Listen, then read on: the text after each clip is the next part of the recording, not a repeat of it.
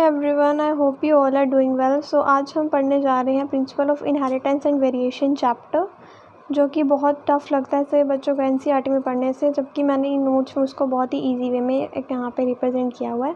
सो आप उसको इजीली पढ़ सकते हो इन नोट्स की हेल्प से। अगर आपको नोट्स का पीडीएफ फाइल चाहिए तो मैंने कमेंट सेक्शन में पिन किया हुआ है अपने टेलीग्राम चैनल का लिंक। सो वहाँ पे जाके उसको ज्वाइन कर लीजिए, क्योंकि सभी पीडीएफ फाइल्स नोट्स की मैं वहीं पे अपलोड करती हूँ। सो ये भी आपको वहीं पे मिलेगी। चलिए अब हम चैप्टर के साथ प्रोसीड करते हैं। सो अगर हम बात करें फादर ऑफ जेनेटिक्स की, तो हमारे पास फादर कौन है जेनेटिक्स के? जेनेटिक्स के फादर हैं मेंडल, और एक्सपेरिमेंटल जेनेटिक्स के फादर हैं मॉर्गन, और मॉडर्न जेनेटिक्स के फादर हैं डब्ल्यू बेटसन। अब आपको सभी फादर्स के नाम याद होने चाहिए, क्योंकि नीट एग्ज़ाम में डायरेक्ट क्वेश्चन आता है और इससे हमारे +4 मार्क्स ईजिली बन सकते हैं। सो आपको ये सारे फादर्स के नेम पता होने चाहिए। सो नेक्स्ट है हमारे पास जेनेटिक्स। जेनेटिक्स जो आपकी टर्म थी वो किसने दी थी? डब्ल्यू बेटसन ने दी थी। साइंटिस्ट कौन थे? डब्ल्यू बेटसन थे, जिन्होंने जेनेटिक्स की टर्म दी थी। और जेनेटिक्स क्या होती है? जेनेटिक्स की आपको वो भी पता होनी चाहिए definition, that is study of heredity and variation. Genetics का मतलब होता है study of heredity and variation. Next हमारे पास सभी साइंटिस्ट, जो चैप्टर में सभी साइंटिस्ट है वो मैंने एक ही जगह पे यहाँ पे लिखे हुए हैं। सबसे पहले हमारे पास साइंटिस्ट हैं आर.सी. पनेट, जिन्होंने क्या दिया था हमें? पनेट स्क्वायर को डिस्कवर किया था। पनेट स्क्वायर का आपको डायग्राम भी दिया हुआ है एनसीईआरटी में, उसको देखिए। क्रोमोसोमल थ्योरी ऑफ इनहेरिटेंस हमें दी थी सूटन एंड बोवेरी ने। सूटन एंड बोवेरी दो साइंटिस्ट ने chromosomal theory of inheritance. Direct question आता है, सभी साइंटिस्ट के नाम पता ही होने चाहिए, स्पेशली जो एनसीईआरटी में है। Rediscovery of मेंडलबर्ग। मेंडलबर्ग को किसने रीडिस्कवर किया था? तो 3 साइंटिस्ट होते हैं, सबको पता होना चाहिए। 3 साइंटिस्ट का नाम हमेशा पता होना चाहिए, that is de Vries, Tschermak and Correns. Next हमारे पास टर्म लिंकेज। तो लिंकेज टर्म थी वो किसने दी थी? तो वो दी थी हमारी टी.एच. मॉर्गन ने। और नेक्स्ट है name x body. X body name किसने दिया था? हैंकिंग दिया था। किसने दिया था? हैंकिंग दिया था। तो इन सभी साइंटिस्ट के नेम ज़रूर याद होने चाहिए, बहुत इंपॉर्टेंट है, बिकॉज +4 मार्क्स आपको ईजिली यहाँ पे नीट एग्जाम में मिल सकते हैं directly, because it is a direct question. So allele क्या होता है? हमारे पास एलील भी हमें पता होना चाहिए क्या होता है। एलील होता है alternative form of gene located on same position on the homologous chromosome. मतलब कि एक जीन है, उसकी दो अलग फॉर्म्स है, उसकी क्या है? 2 अलग फॉर्म्स है, और वो सेम पोजीशन पे प्रेजेंट है, किसके? होमोलोगस क्रोमोसोम के। सो मैं आपको इसको एक सेकेंड ऐसे बताती हूँ। जैसे मानो ये आपका क्रोमोसोम है, ये क्रोमोसोम है, होमोलोगस क्रोमोसोम है। अब क्या है? होमोलोगस क्रोमोसोम ऐसे। अब क्या है कि इसके यहाँ पे एक जीन यहाँ पे प्रेजेंट है, एक मतलब कोई जीन है, उसकी एक फॉर्म यहाँ पे है, उसका एक टाइप यहाँ पे प्रेजेंट है, और दूसरे क्रोमोसोम पे भी यहाँ पे ही प्रेजेंट है, मतलब सेम पोजीशन पे ही प्रेजेंट है।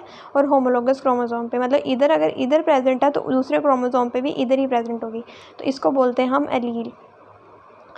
उसको बोलते हैं हम एलील। नेक्स्ट हमारे पास फिनोटाइप। तो फिनोटाइप क्या होता है? फिनोटाइप होता है external appearance of organism. Organism आपका बाहर से कैसा दिख रहा है, उसको बोलते हैं फिनोटाइप। जीनोटाइप होता है जेनेटिक कॉन्स्टिट्यूशन ऑफ ऑर्गेनिज्म, मतलब कि आपका जो ऑर्गेनिज्म है उसकी जेनेटिक कॉन्स्टिट्यूशन कैसी है, उसके जीन्स कैसे हैं, वो होता है आपका genotype.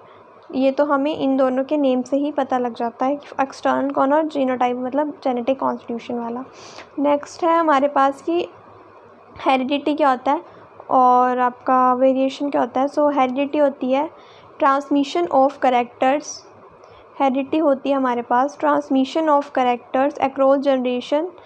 Heredity is transmission of character across generation, मतलब कि एक जनरेशन से दूसरी जनरेशन में कैरेक्टर्स का ट्रांसफ़र होना। जैसे आपकी मदर फादर से कैरेक्टर्स आप में ट्रांसफ़र हुए हैं, वैसे ही हर जनरेशन में कैरेक्टर्स का ट्रांसफ़र होना क्या बोलते हैं? हेरिडिटी बोलते हैं उसको। नेक्स्ट हमारे पास वेरिएशन। तो वेरिएशन क्या होता है? Difference in individuals of same species. Same species के इंडिविजुअल्स में डिफरेंस होना। जैसे कि हम होमो सैपियंस ह्यूमंस हैं, तो हम सब ह्यूमंस एक तरह नहीं दिखते, हमें कुछ वेरिएशन है, सब अलग अलग दिखते हैं, जबकि हम एक ही स्पीशी के, डेट इज़ होमो सैपियंस, फिर भी हम अलग अलग हैं, तो उसको बोलते हैं variation, that is difference in individuals of same species. Next है हमारे पास कि कैरेक्टर्स कौन कौन से होते हैं। कैरेक्टर्स मीन्स जो हमारे मेंडल थे, सबसे पहले मेंडल के वर्किंग ईयर्स आप याद रखिए कि मेंडल थे, उन्होंने कितने टाइम तक काम किया था आपको पता होना चाहिए, इनके वर्किंग ईयर का पता होना चाहिए।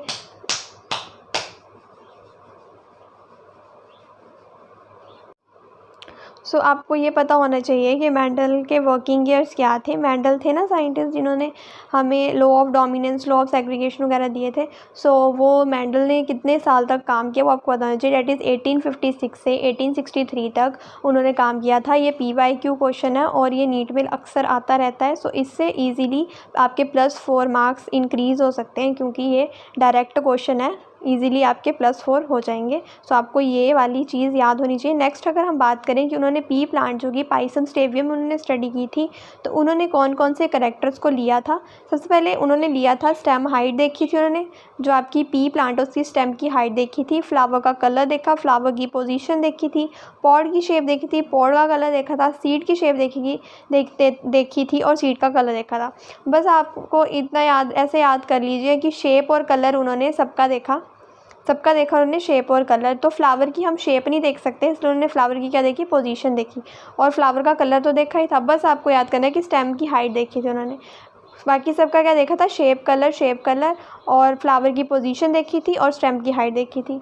नेक्स्ट अगर हम बात करें तो जो स्टेम की हाइट थी, अब कॉन्ट्रास्टिंग ट्रेड्स भी तो उन्होंने डेवलप किए थे। अब जो स्टेम की हाइट थी, तो स्टेम की हाइट जो थी वो टॉल जो थी वो डोमिनेंट कैरेक्टर था और ड्वार्फ जो थी वो रिसेसिव कैरेक्टर था।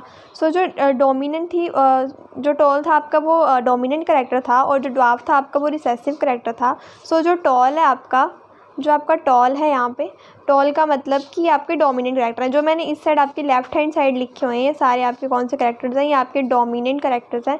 और जो आपके राइट हैंड साइड में लिखे हुए हैं, ये सारे कौन से रिसेसिव कैरेक्टर्स हैं।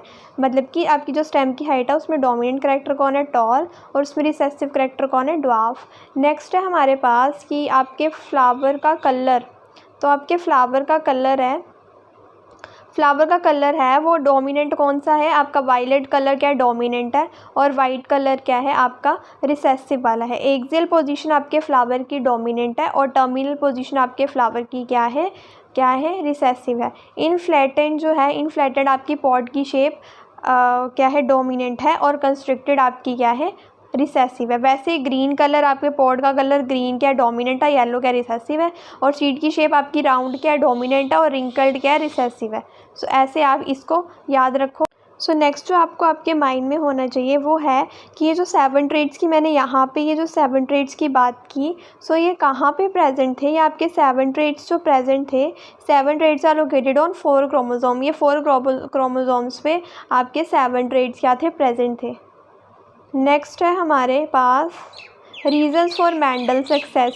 अब मेंडल जो सक्सीड हुए, उनकी सक्सेस के पीछे कारण क्या थे, क्या रीज़न्स थे उनकी सक्सेस के पीछे। तो सबसे पहला रीज़न था कि स्टडी वन और 2 कैरेक्टर्स एट वन टाइम। एक टाइम पे वो 1 या फिर 2 कैरेक्टर्स को ही स्टडी करते थे। क्या करते थे, एक टाइम पे वो 1 या 2 कैरेक्टर्स को ही स्टडी करते थे। दूसरा है कि स्टैटिस्टिकल रिकॉर्ड रखते थे अपनी चीज़ों का। नेक्स्ट हमारे पास पी प्लांट सिलेक्शन। एक उन्होंने, उनका सक्सेस का एक और बहुत अच्छा रीज़न ये है कि उन्होंने क्या किया था, पी प्लांट सिलेक्ट किया था रिसर्च के लिए। तो पी प्लांट में ऐसे क्या चीज़ें थी जिनसे उनको सक्सेस मिली। पी प्लांट क्या करता है, सेल्फ पॉलिनेशन करता है। पी प्लांट क्या करता है, हमारी सेल्फ पॉलिनेशन करता है, मल्टीपल ट्रेड शो करता है, और शॉर्ट लाइफ साइकिल होती है। पी प्लांट क्या करता है, सेल्फ पॉलिनेशन करता है, उसके बाद मल्टीपल ट्रेड्स शो करता है, और शॉर्ट लाइफ साइकिल होती है पी प्लांट की। नेक्स्ट है हमारे पास कि हमारा जो लॉ ऑफ डोमिनेंस है वो क्या कहता है। लॉ ऑफ डोमिनेंस कहता है कि characters are controlled by discrete unit called factors. जो करैक्टर्स हैं वो कौन कंट्रोल करता है, कंट्रोल करता है, फैक्टर्स कंट्रोल करते हैं। फैक्टर्स क्या होते हैं, मेंडल के टाइम पे क्रोमोसोम्स जो थे वो डिस्कवर नहीं थे। जो क्रोमोसोम्स होते हैं हमारे, अभी तो डिस्कवर्ड है, सो हमें तो पता है कि क्रोमोसोम्स होते हैं, लेकिन मेंडल को नहीं पता था कि क्रोमोसोम नामक भी कोई चीज़ होती है। सो उन्होंने क्रोमोसोम्स को क्या बोलते थे, वो फैक्टर्स बोलते थे। तो characters are control by discrete unit called factors occur in pair. हमें पता है क्रोमोसोम्स क्या होते हैं, पेयर में होते हैं। So factors occur in pair. Dominant characters repress the recessive ones. मतलब कि जो डोमिनेंट होता है आपका कैरेक्टर, जैसे कि अगर आपका प्लांट का टॉल कैरेक्टर क्या है, डोमिनेंट है, और ड्वार्फ क्या है, रिसेसिव है, तो जो टॉल है वो क्या करेगा, डोमिनेंट करेगा ड्वार्फ के ऊपर। मतलब कि आपका प्लांट क्या होगा, टॉल होगा, ड्वार्फ नहीं होगा। सो ये क्या होता है हमारे पास, डोमिनेंट कैरेक्टर क्या करता है, रिप्रेस करता है रिप्रेसिव वालों को। रिसेसिव वालों को। नेक्स्ट हमारे पास लॉ ऑफ सेग्रीगेशन। तो अगर हम लॉ ऑफ सेग्रीगेशन की बात करें, सो लॉ ऑफ सेग्रीगेशन बोलता है कि alleles do not show blending and that both the characters are recovered as such in F2 generation. मतलब कि जो एलील्स हैं आपकी, उनकी क्या होती है, ब्लेंडिंग नहीं होती है, मिक्सअप नहीं होते हैं वो आपस में, जिसकी वजह से क्या होता है कि F2 जनरेशन में वो वैसे के वैसे ही दिखाई देते हैं, वैसे के वैसे ही आपको वो कैरेक्टर्स दिखाई देते हैं F2 जनरेशन में। तो ये कहता है हमारा लॉ ऑफ सेग्रीगेशन। नेक्स्ट हमारे पास एक्सेप्शंस। अब जो आपका लॉ ऑफ डोमिनेंस है वो हर जगह काम करता है सिवाय दो को छोड़ के। एक जब इनकम्प्लीट डोमिनेंस की बात होती है और को डोमिनेंस की बात होती है तो आपका जो लॉ ऑफ डोमिनेंस है वो फेल कर जाता है। क्या कर जाता है, फेल कर जाता है। किसके केस में, इनकम्प्लीट डोमिनेंस के केस में और को डोमिनेंस के केस में। अब आपको पता होनी चाहिए इनकम्प्लीट डोमिनेंस के केस में क्या होता है। आपका इनकम्प्लीट डोमिनेंस के केस में होता है कि आपका जो जनरेशन नेक्स्ट प्रोजनी बनती है ना, वो आपकी डोमिनेंट करेक्टर शो करती है ना वो रिसेसिव करेक्टर शो करती है, वो उन दोनों का मिक्सचर शो करती है। जो नई प्रोजनी उनसे बनती है वो उन दोनों का मिक्सचर शो करती है, ना डोमिनेंट शो करिए ना रिसेसिव शो करिए। और को डोमिनेंस में क्या होता है, वो डोमिनेंट करेक्टर भी शो करती है और वो रिसेसिव करेक्टर भी शो करती है, वो दोनों शो करती है आपकी जो नेक्स्ट प्रोजनी बनती है। तो इनके केस में क्या होता है, याद होना चाहिए आपको, लॉ ऑफ डोमिनेंस क्या कर जाता है, फेल कर जाता है। क्या कर जाता है, फेल कर जाता है। सो नेक्स्ट अगर हम बात करें इनकम्प्लीट डोमिनेंस के बारे में, सो इनकम्प्लीट डोमिनेंस के केस में क्या होता है, आपकी जो F1 जनरेशन होती है वो डिफरेंट होती है बोथ पेरेंट्स से। मतलब कि ना वो अपने डोमिनेंट वाले कैरेक्टर को शो करती है ना वो रिसेसिव वाले कैरेक्टर को शो करती है पेरेंट के, वो दोनों से ही अलग होती है, वो अपने पेरेंट्स से ही अलग होती है। So F1 generation is different from both the parents. Dominant factor is unable to express itself. जो डोमिनेंट कैरेक्टर होता है वो अपने आप को एक्सप्रेस नहीं कर पाता है। इसका एग्जाम्पल है हमारे पास इनकम्प्लीट डोमिनेंस का, हमारे पास एग्जाम्पल है। कौन है हमारे पास एग्जाम्पल इसका, मिराबिलिस जलापा। मिराबिलिस जलापा जो क्या होता है, 4 o'clock प्लांट बोलते हैं जिसको। आपको इसका साइंटिफिक नेम भी पता होना चाहिए, मिराबिलिस जलापा। और स्नैपड्रैगन होता है, स्नैपड्रैगन का साइंटिफिक नेम है एंड्राइनम मेजस, एंड्राइनम मेजस। सो आपको ये दोनों एग्जाम्पल्स याद होने चाहिए, इनकम्प्लीट डोमिनेंस के ये दो एग्जाम्पल्स हैं। नेक्स्ट है हमारे पास, तो आपको इनकम्प्लीट डोमिनेंस का क्रॉस की बात करें, सो देखिए आपका जो रेड है यहाँ पे, ये जो आपका रेड है ये क्या है, यहाँ पे डोमिनेंट करेक्टर है। क्या है, डोमिनेंट करेक्टर है। क्या है ये, डोमिनेंट करेक्टर है रेड। और ये है आपका RR क्या है, ये वाइट है। ये क्या है, रिसेसिव है। वाइट क्या है, रिसेसिव है। तो इससे क्या हुआ, जब इन दोनों के बीच में क्रॉस हुआ तो ना ही ये जो इसकी प्रोजनी थी, ना ही वो रेड बनी ना ही वो वाइट बनी, वो क्या बन गई, पिंक बन गई। इन दोनों का क्या बन गई, मिक्सचर बन गई। क्या बन गई, पिंक बन गई। सो यहाँ से इसको क्रॉस से हमें क्लियर होता है इनकम्प्लीट डोमिनेंस के बारे में, कि मतलब कि ना तो डोमिनेंट करेक्टर अपने आप को शो कर पाया, ना डोमिनेंट करेक्टर अपने आप को रिप्रेजेंट कर पाया, और ना रिसेसिव, उन दोनों का मिक्सचर बन गया। नेक्स्ट हमारे पास को डोमिनेंस। और को डोमिनेंस के केस में हमारे पास क्या होता है कि आपका both the character expressed equally. दोनों करेक्टर्स जो हैं आपके रिसेसिव भी और आपका डोमिनेंट भी दोनों इक्वली रिप्रेजेंट होते हैं। AB ब्लड ग्रुप इसका एग्जाम्पल है, और सिकल सेल अनीमिया इसका एग्जाम्पल है, और कोट कलर इन कैटल इसका एग्जाम्पल है। किसका एग्जाम्पल है, को डोमिनेंस का एग्जाम्पल है। तो पता होना चाहिए आपको, एग्जाम्पल्स ज़रूर पता होने चाहिए को डोमिनेंस के कौन कौन से एग्जाम्पल्स होते हैं। मल्टीपल एलील की बात करें, अब मल्टीपल एलील के केस में क्या होता है, more than 2 alternative forms of gene of same gene are called multiple allele. मतलब एक ही जीन की दो अल्टरनेटिव फॉर्म्स होना, वो क्या होती हैं आपकी, मल्टीपल एलील बोलते हैं हम उसको। मोर than 2 alternative forms of a gene, मतलब एक ही जीन है और उसकी एक से ज़्यादा आपकी क्या फॉर्म्स हैं। जैसे कि हम बात करें ह्यूमन के ब्लड ग्रुप के बारे में, सो उसकी क्या है, ह्यूमन का ब्लड ग्रुप जो है, ब्लड ग्रुप क्या है, एक जीन है जो आपका ब्लड ग्रुप डिसाइड करते हैं। लेकिन उस जीन की कितनी सारी फॉर्म्स हैं, एक A है, एक B है, एक O है। तो ये सारी क्या उसकी डिफरेंट फॉर्म्स हैं, और ये ब्लड ग्रुप की आपकी डिफरेंट फॉर्म्स आ गई। सो ऐसे आपकी जो ऐसी वाली आपकी जीन्स होती है जिनकी एक से ज़्यादा फॉर्म्स होती हैं आगे, उनको क्या बोलते हैं हम, मल्टीपल एलील। क्या बोलते हैं, multiple allele. They are located on same locus of chromosomes. भी पता होना चाहिए कि मल्टीपल एलील्स कहाँ पे होती हैं, तो वो कहाँ पे प्रेजेंट होती है, सेम लोकस ऑफ क्रोमोसोम, एक ही लोकस पे प्रेजेंट होती है क्रोमोसोम के। इसका एग्जाम्पल है ABO ब्लड ग्रुप, जिसकी क्या 3 एलील्स है हमारे पास, IA, IB and I। Next है हमारे पास पॉलीजेनिक इनहेरिटेंस। सो पॉलीजेनिक इनहेरिटेंस का अगर हम बात करें, सो पॉलीजेनिक इनहेरिटेंस में क्या होता है, when one character is controlled by more than 1 genes. जब एक करेक्टर को एक से ज़्यादा जीन्स कंट्रोल करते हैं, मतलब करेक्टर एक ही है, नॉर्मली क्या होता है, एक करैक्टर को एक जीन कंट्रोल करती है, एक करैक्टर को एक जीन कंट्रोल करेगी। लेकिन पॉलीजेनिक इनहेरिटेंस में क्या होता है कि एक ही करैक्टर को एक से ज़्यादा जीन्स क्या करती हैं, कंट्रोल करती हैं। एक ही करैक्टर को एक से ज़्यादा जीन्स कंट्रोल करती हैं। इसको आप इसके ये जो नेम है इससे ही क्लियर कर सकते हो कि पॉली का मतलब क्या होता है, मैनी। पॉली का मतलब क्या होता है, मैनी। और जीन्स का मतलब, जेनिक का मतलब क्या होगा, जीन। तो मैनी जीन्स, यहाँ से पता लग गया ना, मैनी जीन्स क्या कर रही हैं, एक ही चीज़ को, एक ही करैक्टर को क्या कर रही हैं, कंट्रोल कर रही हैं। उसको क्या बोलेंगे, पॉलीजेनिक इनहेरिटेंस। और आपको पता होना चाहिए कि पॉलीजेनिक इनहेरिटेंस का एग्जाम्पल कौन है। पॉलीजेनिक इनहेरिटेंस का एग्जाम्पल है ह्यूमन का skin colour, weight, height, eye colour, ये सब क्या पॉलीजेनिक इनहेरिटेंस का एग्जाम्पल है। मतलब ये एक ही करैक्टर और इसको बहुत सारी जीन्स क्या करती है, कंट्रोल करती हैं।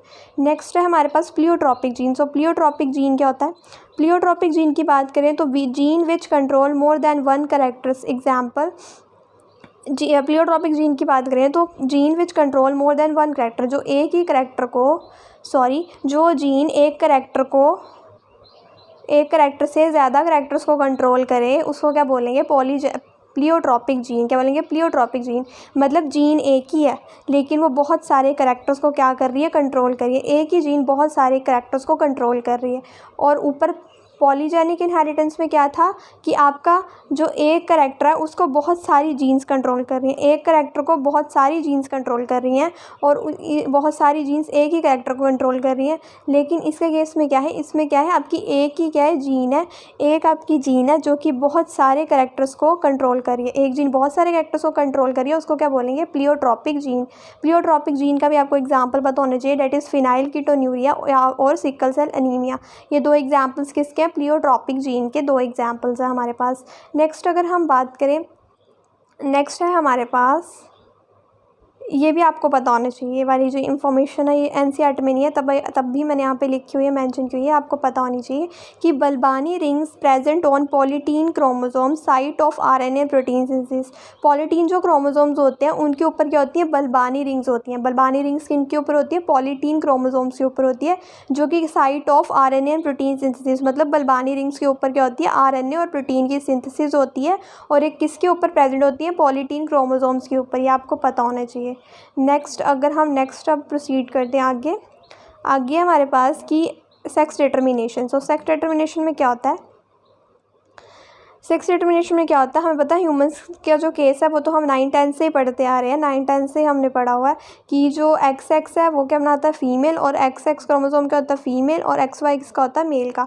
ये ह्यूमंस के केस में होगा। अगर ग्रास हॉपर की बात करें जो कि क्या है, एक इंसेक्ट है, अगर हम यहाँ पे इंसेक्ट्स की बात करें, किसकी बात करें, इंसेक्ट्स की बात करें, तो इंसेक्ट्स के केस में क्या होता है, आपका जो XX है वो क्या होती है, फीमेल ही होती है, लेकिन आपका XO क्या होता है, मेल होता है। उसमें क्या था, XO मेल है, मतलब कि एक X अगर एब्सेंट होगा, एक अगर आपका एब्सेंट होगा क्रोमोसोम, एक एक्स क्रोमोसोम अगर एब्सेंट होगा, सिर्फ X ही होगा, और O का मतलब होता है कुछ भी नहीं है वहाँ पे, वो क्या बनाएगा, आपका मेल बनाएगा। क्या बनाएगा, आपका मेल बनाएगा। आपका XS क्या बनाएगा, फीमेल, XO क्या बनाएगा, मेल। और ये किसके केस में होता है, इंसेक्ट्स के केस में। एग्जाम्पल है ग्रास हॉपर। नेक्स्ट हम बात करें अगर ZZ की, बर्ड्स के केस में। बर्ड्स के केस में क्या होता है, आपके जो ZZ है वो क्या बनाता है, मेल, और ZW क्या बनाता है, फीमेल। इसमें अगर हेट्रोजाइगोटिक हो ना, इसमें अगर हेट्रोजाइगोटिक कंडीशन हो तो फीमेल बनता है। हेट्रोजाइगोटिक मींस कि दोनों जो क्रोमोसोम्स है, सेक्स क्रोमोसोम्स है, वो अलग अलग है। तो इसमें अगर दोनों सेक्स क्रोमोसोम अलग अलग होंगे तो वो क्या बनेगी, फीमेल बनेगी। और ह्यूमन के केस में क्या होता है, दोनों अगर क्रोमोसोम्स अलग अलग होंगे, सेक्स क्रोमोसोम्स, तो वो क्या बनेगा, मेल बनेगा। और वैसे ही ग्रास हॉपर के केस में था, लेकिन बर्ड्स के केस में उल्टा हो जाता है, फीमेल होती है हेट्रोजाइगोटिक। नेक्स्ट अगर हम बात करें ओवम, ये आपका है, ये आपका कौन सी बात करें हम, या करें हम सेक्स डिटर्मिनेशन हनी बीज में कैसे डिटरमाइन करते हैं कि कौन सा क्या है। तो इसमें क्या होता है, इसके केस में ध्यान से देखना, यहाँ पे क्या होता है, सबसे पहले आपका ओवम होता है। क्या होता है, ओवम होता है। ओवम मीन्स एग, वो क्या होता है, हैप्लॉइड होता है।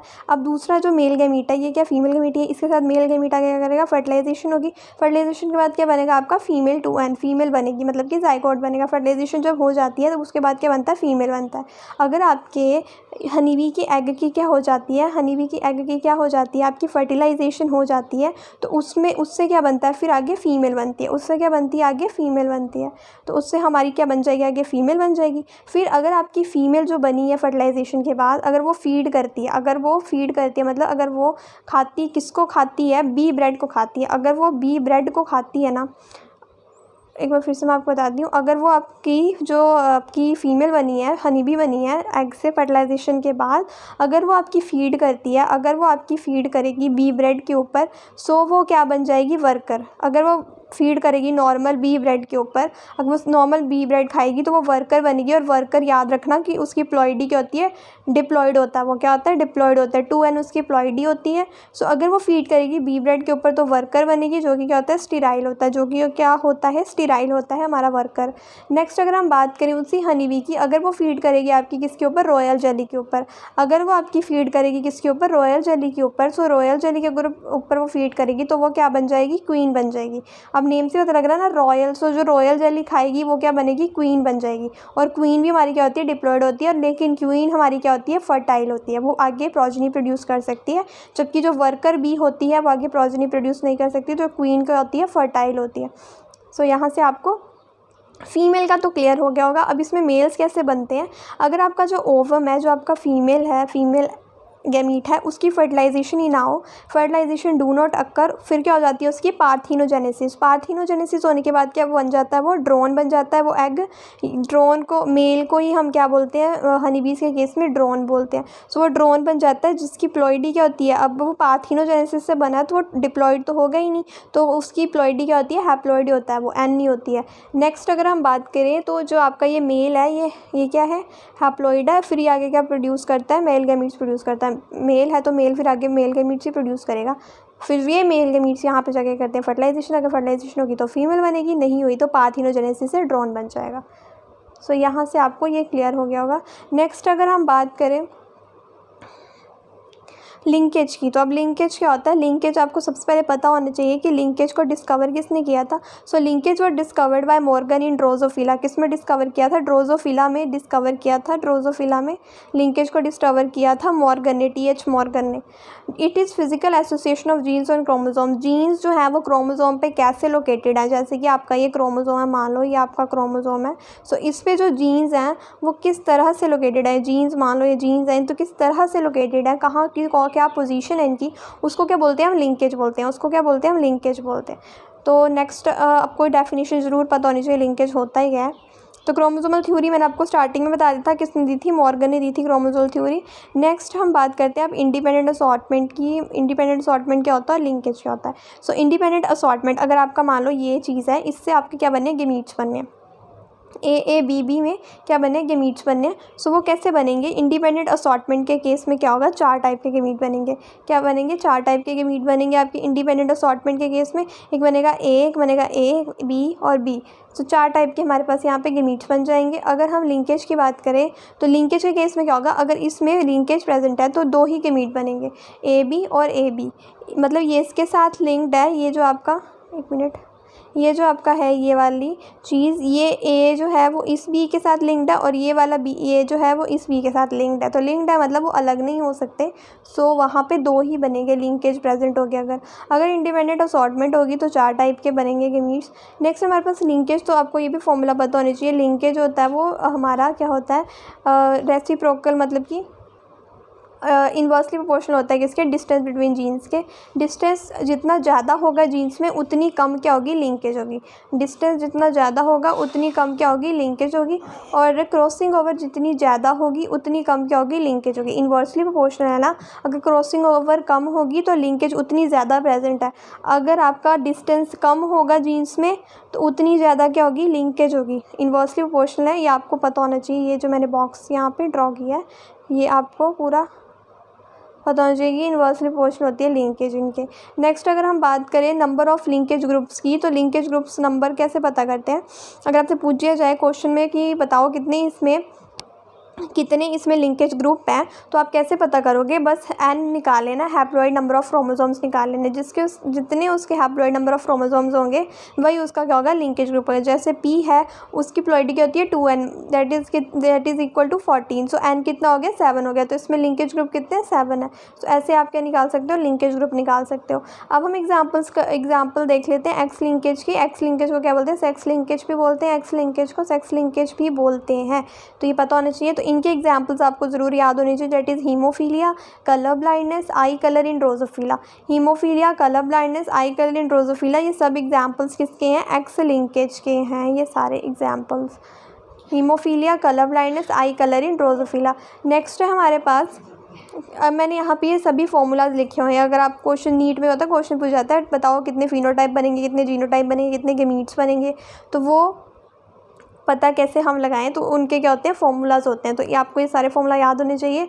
सबसे पहले बात करें, हेटेरोजाइगोस पेयर निकालना होता है। जैसे आपको बोला जाए कि ए और बी के बीच में बताओ कितने इसमें क्या बनेंगे? फिनोटाइप्स बनेंगे। आपसे ये पूछ लिया गया कि कितने फिनोटाइप्स बनेंगे इसके केस में। तो सबसे पहले क्या करना है आपको? क्या निकालना है? हेटेरोजाइगोस पेयर निकालना है। मतलब कि आपको क्या निकालना है? सबसे पहले एन निकालना है। हेटेरोजाइगोस पेयर का मतलब है कि जैसे कि ये आपका एक है हेटेरोजाइगोस पेयर, मतलब दोनों अलग अलग हैं, और ये आपका एक और हेटेरोजाइगोस पेयर है। इसमें कितने हेटेरोजाइगोस पेयर है? हमारे पास 2 हेटेरोजाइगोस पेयर है। कितने पेयर है? 2 पेयर्स हैं इसमें हमारे हेटेरोजाइगोस। सो इसके केस में फिर क्या होगा? ये वाला केस हम डिस्कस करें तो इसमें कितने? 2 है ना। तो यहाँ पे क्या करना है? एन की वैल्यू जो यहाँ पे एन है, ये जो मैंने यहाँ पे लिखा हुआ है 2n लिखा हुआ है ना, 2 की पावर n लिखा है, तो n की जगह पे हम क्या पुट करेंगे? अगर पूछा गया कितने फिनोटाइप है तो n की जगह पे हम पुट करेंगे 2 की power 2, that is 2 × 2 that is equal to 4। तो कितने इसमें फिनोटाइप बनेंगे? 4 फिनोटाइप इसमें बनेंगे। कितने बनेंगे? 4 फिनोटाइप बनेंगे। वहीं पे अगर हम बात करें इसकी, ये जो है हमारा दूसरा वाला एग्जाम्पल, इसकी बात करें तो इसमें कितने हमारे पास हेटेरोजाइगोस पेयर है? इसमें हमारे पास हेटेरोजाइगोस पेयर है सिर्फ एक। कितना हेटेरोजाइगोस पेयर है? सिर्फ एक, क्योंकि ये दोनों क्या हैं आपके? ये दोनों हैं, ये दोनों क्या है आपके? होमोजाइगोस पेयर है। हेटेरोजाइगोस पेयर बताना तो एक ही हेटेरोजाइगोस पेयर है, इसमें 1 हेटेरोजाइगोस पेयर है। सो इसके केस में हम क्या करेंगे? एन की वैल्यू क्या पुट करेंगे? 1 पुट करेंगे। अब मान लो उन्होंने पूछा कि इसके केस में आपके गैमीट्स कितने बनेंगे, तो कितने बनेंगे? 2 की पावर n, तो n की पावर क्या है? 2 की power 1 that is equal to 2। So 2 gametes बनेंगे इसके केस में। तो ऐसे आप निकाल सकते हो। सभी फॉर्मूलाज आपको पता होनी चाहिए। टाइप ऑफ फिनोटाइप निकालना हो तो 2n, जीनोटाइप निकालना हो तो 3n, 2 टाइप ऑफ गैमीट्स निकालना हो तो 2 की पावर n। पॉसिबल जीनोटाइप्स अगर आपको निकालने हो मल्टीपल एलील के केस में, किसके केस में? मल्टीपल एलील के केस में, तो उसका फॉर्मूला है n ब्रैकेट में n+1/2। नेक्स्ट है हमारे पास, अगर आपको पॉसिबल फिनोटाइप्स निकालने हैं पॉलीजेनिक इनहेरिटेंस के केस में, तो उसका फॉर्मूला है 2n+1। n कैसे निकालोगे? बता दिया। हेटेरोजाइगोस पेयर का मतलब होता है n का मतलब होता है हेटेरोजाइगस पेयर। नेक्स्ट अब हम बात करते हैं ऑल रेशोज़ की। तो मैंने क्या किया है? सभी रेशोज़ एक ही इसमें लिख दिए हैं, एक ही पेज पे सभी रेशोज़ लिखी हुई हैं, तो यहाँ से इजीली आप लर्न कर सकते हो। तो सबसे पहले हमारे पास कौन सी है? मोनोहाइब्रिड क्रॉस के केस में फिनोटिपिक रेशो क्या होती है? मोनोहाइब्रिड क्रॉस के क्रॉस में फिनोटिपिक रेशो हम सबको पता है 3:1 होती है। जीनोटिपिक रेशो क्या होती है? 1:2:1 होती है। डाईहाइब्रिड क्रॉस के केस में क्या होता है? फिनोटिपिक रेशो क्या होती है? 9:3:3:1। और जीनोटिपिक रेशो आप देख ही सकते हो क्या होती है हमारे पास यहाँ पे। जो हमारी फिनोटिपिक रेशो है वो हमारी होती है 1:2:4:1:1:2:1:1। तो ये भी आपको पता होनी चाहिए। कॉम्प्लीमेंट्री जीन के उसमें केस में क्या होती है? 9:7। और डोमिनेंट एपिस्टेसिस, ये PYQ में आया हुआ क्वेश्चन है कि इसकी क्या होती है रेशो? That is 12:3:1। और ये एग्जाम्पल भी आया हुआ है कि फ्रूट कलर इन स्क्वैश किसका एग्जाम्पल है? डोमिनेंट एपिस्टेसिस का एग्जाम्पल है। ये NCERT में नहीं है डोमिनेंट एपिस्टेसिस वगैरह। तो रिसेसिव एपिस्टेसिस की बात करें या फिर सप्लीमेंट्री जीन की रेशो क्या होती है? 9:3:4। और को डोमिनेंस या इनकम्प्लीट डोमिनेंस की रेशो क्या होती है? 1:2:1।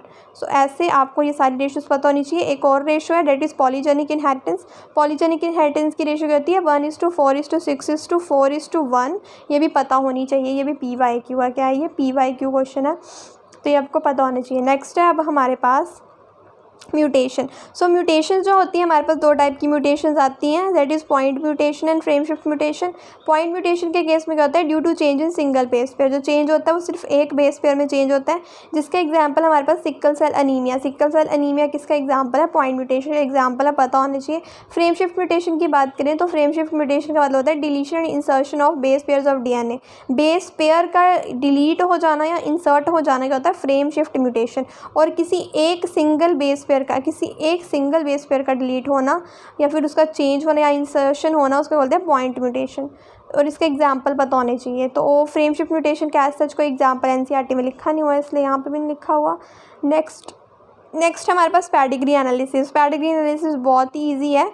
सबसे पहले आपको पता होना चाहिए कि ये जो यहाँ पे फिगर्स बनी हुई हैं ये क्या रिप्रेजेंट कर रही हैं। तो ये जो ये बॉक्स है यहाँ पे ऐसे बना हुआ है, ये मेल को रिप्रेजेंट करता है, ये जो सर्कल है फीमेल को, और ये डायमंड शेप किसको रिप्रेजेंट करती है, सेक्स अनस्पेसिफाइड, मतलब कि पता ही नहीं है कि वो क्या है।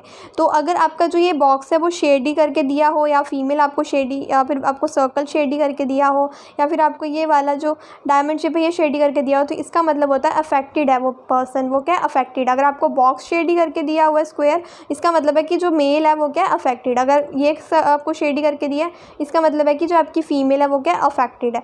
नेक्स्ट हम बात करें मेटिंग। ये इसका क्या मतलब है, जैसे आपको ऐसे करके यहाँ पे बॉक्स दिया, उस बीच में लाइन है और फिर आपका ऐसे करके फीमेल बनाइए। ये मेल को रिप्रेजेंट कर रहा है, फीमेल को रिप्रेजेंट कर रहा है। ये इनके बीच में जो लाइन बनी है, इसका मतलब इन दोनों की क्या हुई है, मैरिज हो गई है। इन दोनों की क्या मैरिज हुई है, मतलब कि मेटिंग हुई है इनके बीच में। नेक्स्ट हमारे पास की ये है हमारे पास, इसमें क्या था, आपकी सिंगल लाइन थी, इसमें क्या आपकी डबल लाइन है। डबल लाइन का मतलब है मेटिंग हुई है किसके बीच में, रिलेटिव्स के बीच में। किसके बीच में, रिलेटिव्स के बीच में। नेक्स्ट है अगर हम बात करें इनकी, तो ये ऊपर क्या है, इनकी ऊपर ये क्या है, इनके पेरेंट्स हैं। ऊपर जो होते हैं ये क्या होते हैं, पेरेंट्स होते हैं, और नीचे इनकी क्या होती है, प्रोजनी होती है। ऐसे चार्ट में जो इनके नीचे क्या है, ये इनकी प्रोजनी प्रोड्यूस जो आगे हुई है। एक क्या हुई है, इनकी डॉटर, और एक क्या सन है। तो ये क्या है, मेल, ये फीमेल, इनके पेरेंट्स हैं। ऊपर क्या होते हैं, पेरेंट्स, नीचे क्या होती है, प्रोजनी। सो ये parents above and children below को रिप्रेजेंट कर रहे हैं। और नेक्स्ट है हमारे पास, इसका मतलब है कि पेरेंट्स ठीक है, और इनकी जो आगे प्रोजनी प्रोड्यूस हुई है, जो कि इनका सन हुआ है, वो क्या है, अफेक्टेड है, किसी बीमारी से अफेक्टेड है। तो ये उसको कैसे रिप्रेजेंट करेंगे, उसको हम ऐसे रिप्रेजेंट करते हैं। नेक्स्ट अगर हमें पूछा जाए कि ये ऑटोसोमल डोमिनेंट डिसऑर्डर है, ऑटोसोमल लिंक्ड रिसेसिव डिसऑर्डर है, ऑटोसोमल लिंक्ड डोमिनेंट वगैरह, वो कैसे पता करें। सो आप वो इसको ऐसे पता कर सकते हो कि अगर डोमिनेंट डिसऑर्डर होगा ना, अगर डोमिनेंट डिसऑर्डर होगा तो क्या होगा, आपके पेरेंट्स भी अफेक्टेड होंगे और बच्चे भी अफेक्टेड होंगे। मतलब कि आपका जो पेडिग्री एनालिसिस, जो पेडिग्री चार्ट आपको दिया होगा, वो कैसे दिया होगा, वो आपको ऐसे दिया होगा। यहाँ पे आपका पेरेंट्स होंगे, ये पेरेंट्स हैं, तो ये भी अफेक्टेड होंगे, ये भी शेडी करके आपको दिया होगा ऐसे। और फिर आगे जो इनकी प्रोजनी होगी, जैसे मानो इनकी एक प्रोजनी, चलो दो, ये इनकी एक डॉटर हुई है और एक इनका क्या हुआ, सन हुआ है। आगे दोनों अफेक्टेड होंगे, वो भी दोनों क्या होंगे, अफेक्टेड होंगे। तो इसका मतलब होगा कि आपकी जो ये पेडिग्री एनालिसिस है वो किसकी दी हुई है आपको, पेडिग्री चार्ट, वो आपको दिया हुआ डोमिनेंट डिसऑर्डर वाले का, डोमिनेंट का। अगर हम बात करें वहीं रिसेसिव के बारे में, तो रिसेसिव में क्या होता है, रिसेसिव में आपकी जो रिसेसिव है उसमें बीमारी, उसमें क्या होता है, आपके जो पेरेंट्स हैं वो ठीक होते हैं, लेकिन उनकी जो आगे प्रोजनी प्रोड्यूस हुई होती है वो क्या होती है, अफेक्टेड होती है। मैं इसका आपको पेडिग्री एनालिसिस बना के दिखाती हूँ। यहाँ पे देखो, ये इसकी क्या, ये क्या इनके पेरेंट्स हैं, ये पेरेंट्स हैं, नीचे इनकी जो प्रोजनी आगे प्रोड्यूस हुई है, जैसे मानो इनकी 2 डॉटर्स हुई हैं आगे, ये इनके आगे प्रोजनी है, ये इनकी एक डॉटर है और ये इनका एक सन है। तो क्या होगा, इनके पेरेंट्स ठीक है बिल्कुल, ये शेडी करके नहीं दिए होंगे, ये आपको शेडी करके दिए होंगे दोनों बच्चे, या फिर कोई एक बच्चा। तो इसका मतलब है कि वो पेरेंट्स को नहीं है, लेकिन वो बच्चों में दिख रही है बीमारी, तो वो क्या है, आपकी रिसेसिव वाली है, आपकी कौन सी, ऑटोसोमल लिंक्ड रिसेसिव डिसऑर्डर है वो। तो ऐसे आप पता लगा सकते हो। नेक्स्ट हमारे पास जेनेटिक डिसऑर्डर्स। तो जेनेटिक डिसऑर्डर्स की बात करें, जेनेटिक डिसऑर्डर्स हमारे पास 2 टाइप के होते हैं, एक होता है मेंडेलियन, एक होता है क्रोमोसोमल। तो मेंडेलियन कौन सा होता है, मेंडेलियन डिसऑर्डर्स के अंदर आते हैं colour blindness, haemophilia, sickle cell anaemia, phenylketonuria, thalassaemia. पता होना चाहिए कौन से मेंडेलियन के अंदर आते हैं, कौन से क्रोमोसोमल के अंदर आते हैं। सो आपकी जो कलर ब्लाइंडनेस और हीमोफीलिया, ये कौन से, सेक्स लिंक्ड रिसेसिव है, कौन से, सेक्स लिंक्ड रिसेसिव बीमारियाँ ये दोनों। और आपकी जो ये सिकल सेल एनीमिया है, फिनाइलकीटोन्यूरिया और थैलेसीमिया, ये कौन सी बीमारी है, ऑटोसोमल लिंक्ड रिसेसिव है। ये ऑटोसोमल लिंक्ड रिसेसिव है दोनों रिसेसिव, लेकिन ये ऑटोसोमल लिंक्ड रिसेसिव है और ये वाली सेक्स लिंक्ड रिसेसिव है। तो ये आपको पता होना चाहिए कि ये कैसे, कौन सी वाली हैं, ये कौन सी वाली है, डायरेक्ट क्वेश्चन आ जाते हैं। नेक्स्ट हम बात करें अब क्रोमोसोमल की। सो क्रोमोसोमल में क्या होता है आपकी, डिसऑर्डर्स में कौन कौन से आते हैं, डाउन सिंड्रोम आता है, एक हमारे पास क्लिनफेल्टर सिंड्रोम आता है, कहता है टर्नर सिंड्रोम। सो ये सारे कौन से क्रोमोसोम है। तो डाउन सिंड्रोम में क्या होता है, आपके जो 21 क्रोमोसोम है, 21 जो आपका क्रोमोसोम है उसकी क्या हो जाती है, ट्राइसोमी हो जाती है, मतलब कि वो 3 बार रिपीट हो जाता है, उसकी क्या हो जाती है, ट्राइसोमी हो जाती है, जिसको क्या बोलते हैं हम, एन्यूप्लॉइडी। क्या बोलते हैं जिसको हम, एन्यूप्लॉइडी होती है, ये पता होनी चाहिए। डाउन सिंड्रोम में क्या होती है, आपकी एन्यूप्लॉइडी हो जाती है। क्या हो जाती है, एन्यूप्लॉइडी हो जाती है।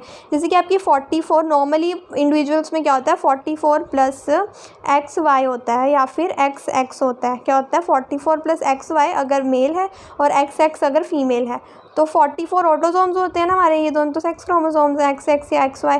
तो 44 से वो क्या बन जाते हैं, 45 बन जाते हैं। डाउन सिंड्रोम के केस में क्या होता है, 44 से वो क्या बन जाते हैं, 45 बन जाते हैं। 44 से क्या हो जाएंगे, वो 45 हो जाएंगे अगर आपको क्या है, डाउन सिंड्रोम है।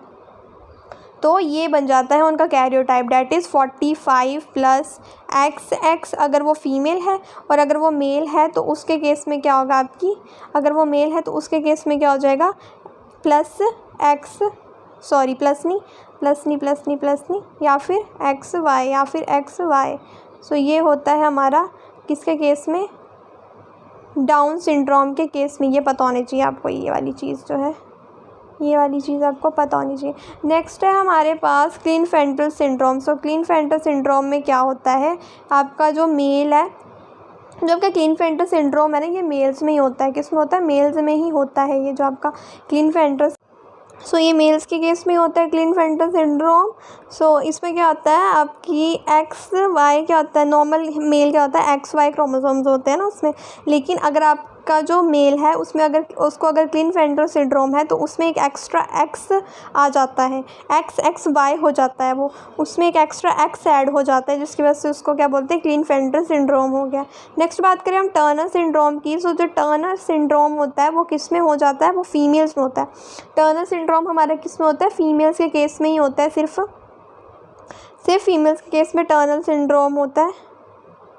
इसमें आपका जो कैरियोटाइप बनता है, जो फीमेल्स का कैरियोटाइप बनता है, वो बन जाता है हमारे पास 45। क्यों 45 बनता है, 44 प्लस XX होती है ना हमारी फीमेल, तो टोटल कितने होते हैं, 46 होते हैं। लेकिन इसमें क्या होता है, आपका एक X क्या होता है, यहाँ पे एक X क्या होता है, प्रेजेंट ही नहीं होता, उसकी जगह क्या लिखते हैं हम O, मतलब कि कुछ प्रेजेंट ही नहीं है, सिर्फ एक X प्रेजेंट है। तो इसका total karyotype 44 plus 1 that is 45 बनता है। ये भी आपको पता होना चाहिए कैरियोटाइप क्या बनता है टर्नर सिंड्रोम के केस में, डैट इज़ 45 कैरियोटाइप। और इसमें क्या होता है, XO होता है, XX नहीं होता फीमेल में, सिर्फ एक X ही होता है present, that is XO। O means कुछ भी नहीं है। तो ये फीमेल्स में होता है और क्लिनफेल्टर आपका मेल्स के केस में होता है। नेक्स्ट हम आते हैं अब मेंडेलियन डिसऑर्डर्स को डिटेल में देखते हैं। सो कलर ब्लाइंडनेस क्या होता है हमारा, उसमें क्या होता है, कलर ब्लाइंडनेस में आप रेड और ग्रीन कलर नहीं देख पाते, क्या नहीं देख पाते, रेड और ग्रीन कलर नहीं देख पाते। तो इसको लर्न करने की ट्रिक है, कलर का मतलब होता है रंग, कलर को हम हिंदी में क्या बोलते हैं, रंग बोलते हैं। तो रंग के R से आपका रेड आ गया और G से आपका ग्रीन आ गया। सो ये क्या होता है आपका कलर ब्लाइंडनेस, रेड और ग्रीन कलर ही नहीं आप देख पाते। नेक्स्ट हमारे पास हीमोफीलिया। तो हीमोफीलिया का मतलब होता है, हीमो का मतलब होता है ब्लड और फीलिया का मतलब lover. So blood lover means clotting defect होता है, इसमें अगर आपको एक बार कट लग गया कहीं पे तो आपका ब्लड रुकता ही नहीं है, वो बहता ही चला जाता है, और जिसकी वजह से ब्लड लॉस की वजह से, बहुत ज़्यादा ब्लड लॉस की वजह से पर्सन की क्या हो जाती है, पर्सन की डेथ हो जाती है। तो ये बहुत ही ख़तरनाक बीमारी बोल सकते हैं आप इसको। नेक्स्ट हमारे पास सिकल सेल एनीमिया। सो सिकल सेल एनीमिया का आपको सबसे पहले पता होना चाहिए कि क्या है, क्वालिटेटिव प्रॉब्लम है। क्या ये क्वालिटेटिव प्रॉब्लम है, पूछा जाता है, डायरेक्ट क्वेश्चन आ जाता है कि ये कौन सी प्रॉब्लम है। So it is a qualitative disorder. So substitution of glutamic acid by valine at 6th position in haemoglobin chain in beta chain. जो बीटा चेन आपकी हीमोग्लोबिन की, उसमें क्या होता है, 6th पोजीशन पे ग्लूटामिक एसिड की जगह पे क्या लग जाता है, वेलिन लग जाता है। ग्लूटामिक एसिड को हटा के क्या लग जाता है, वेलिन लग जाता है, जिसको हम क्या बोलते हैं, point mutation. So point mutation example हमें पता है कौन है, सिकल सेल एनीमिया, पहले ही पढ़ चुके हैं। सो ग्लूटामिक एसिड की जगह क्या लग जाएगा, वेलिन लग जाएगा, किसमें, बीटा चेन में लग जाएगा, किसकी, हीमोग्लोबिन की, पता होनी चाहिए। और ये कौन सा है, क्वालिटेटिव प्रॉब्लम है। नेक्स्ट है थैलेसीमिया। तो थैलेसीमिया का भी आपको पता होनी चाहिए कि कौन सी बीमारी है, क्वांटिटेटिव है। कौन सी वाली है, क्वांटिटेटिव प्रॉब्लम है। इसमें क्या होता है, हीमोग्लोबिन में चेन कम था, इसको लर्न करने की ट्रिक है, हीमोग्लोबिन में चेन कम था, मतलब कि अगर आपकी अल्फ़ा वाली जो हीमोग्लोबिन की चेन है उसमें आपकी जो चेन है वो छोटी है, तो उसको क्या बोलेंगे, अल्फ़ा थैलेसीमिया हुआ है। अगर बीटा चेन कम है तो उसको क्या बोलेंगे, बीटा थैलेसीमिया हुआ है। तो इसमें क्या होता है, हीमोग्लोबिन में हीमोग्लोबिन चेन कम होती है। सो इसमें क्या होता है, आपकी कौन सी बीमारी होती है पूछा जाता है, क्वांटिटेटिव प्रॉब्लम होती है ये। क्वांटिटी देखो, क्वांटिटी में है ना फ़र्क आ रहा, तो क्वांटिटेटिव प्रॉब्लम है ये। नेक्स्ट है हमारे पास फिनाइलकीटोन्यूरिया। सो फिनाइलकीटोन्यूरिया के केस में क्या होता है, जो आपका फिनाइलएलेनिन होता है ना, फिनाइलएलिन होता है ना, वो नॉर्मली क्या होता है टायरोसिन में कन्वर्ट हो जाता है। नॉर्मली क्या होता है टायरोसिन में कन्वर्ट हो जाता है, लेकिन अगर आपको फिनाइलकीटोन्यूरिया डिसऑर्डर है तो वो क्या होगा, टायरोसिन में कन्वर्ट नहीं हो पाएगा। जो आपका फिनाइलएनालिन है वो कन्वर्ट हो जाएगा आपका फिनाइल पायरुविक एसिड में। किस में कन्वर्ट हो जाएगा, फिनाइल पायरुविक एसिड में, जिसकी वजह से आपको फिर क्या होगी, प्रॉब्लम्स होंगी। नेक्स्ट हमारे पास मायोटोनिक डिस्ट्रॉफी। सो मायोटोनिक डिस्ट्रॉफी की बात करें सो ये क्या है, हमारा एक ऑटोसोमल डोमिनेंट डिसऑर्डर। हमने ऑटोसोमल रिसेसिव तो पढ़ लिए, लेकिन एक ऑटोसोमल डोमिनेंट भी याद रखना है। ये आया हुआ क्वेश्चन है, इट इज़ अ PYQ 2022 में भी आया हुआ है ये। सो इम्पॉर्टेंट है, +4 मार्क्स डायरेक्ट आपके बन सकते हैं। सो मायोटोनिक डिस्ट्रॉफी क्या है, एक हमारा ऑटोसोमल डोमिनेंट डिसऑर्डर है, पता होना चाहिए। सो यहाँ पे हमारा जो चैप्टर है, हमारा ये principles of inheritance and variation पूरा कवर हो गया है। आई होप सो आप सबको बहुत अच्छे से समझ आ गया होगा। एक तो ये सर्कल ही नहीं बनता है, हो गया। सो आप सबको बहुत अच्छे से समझ आ गया होगा। सो प्लीज़ वीडियो को लाइक कर दीजिए एंड चैनल को, आप सबको पता है कि क्या करना है, सब्सक्राइब करना है चैनल को। And thanks for watching. और अगर PDF चाहिए तो कमेंट सेक्शन में टेलीग्राम को ज्वाइन कर लो, क्योंकि PDF फाइल वहीं पे मैं प्रोवाइड करती हूँ। And all the best to all of you.